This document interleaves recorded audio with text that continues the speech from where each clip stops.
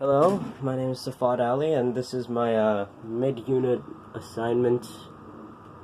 And as per that, I shall be showing you the answers I came up with. So for the first question, number 4, the regular motion of the Earth about the Sun causes daily change in high temperature at any location on Earth.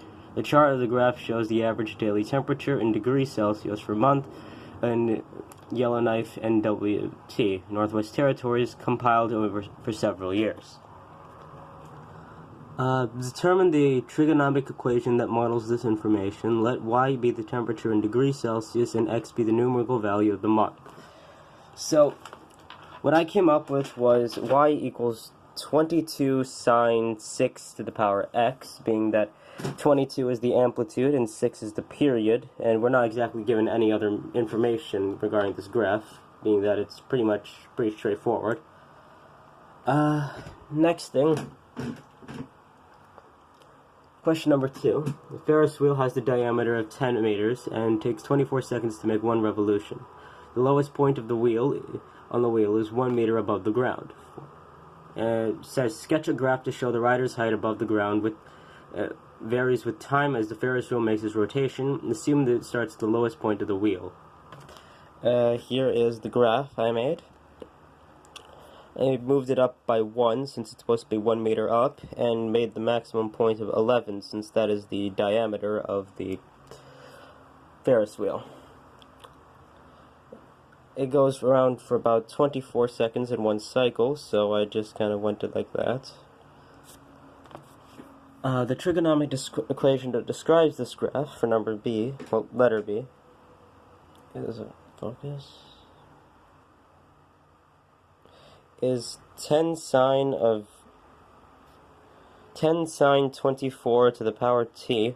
Sorry, 10 sine 24 times t plus 1, being that 10 is the amplitude, 24 is the period, and 1 is how much it's raised by. So assuming that this is assuming that 12 seconds have passed, it should be at 10.04 meters in height, which is around where 12 should be.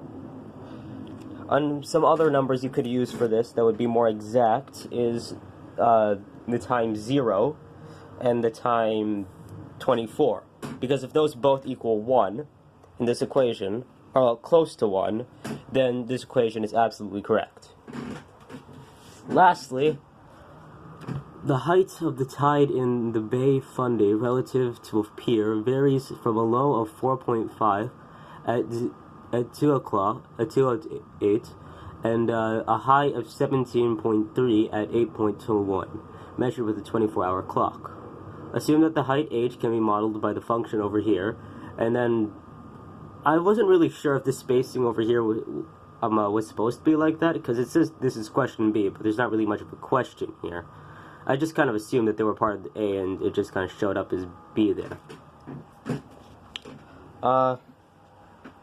So, based on the information given, I came up with these answers.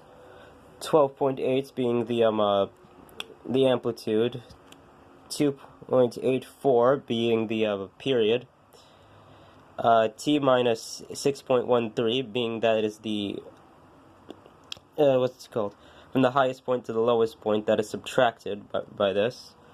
The highest point subtracted by the lowest points will equal this. And plus 4.5, which is the, what it's raised by. So that's just how much farther it goes up on the graph. You should see the graph over here for number D. And for question C at 11:30, the time it would take, the height it would be at 11:30 is 16.9. You can see the graph is based on the information here. And for question D, the boat needs a depth of at least 12 meters to dock at the pier. Use a graphical approach to determine when the boat is able to dock and when it must leave. So based on this graph, you can see that 12 shows up at 2 points over here and over here. So it should be around 8:21.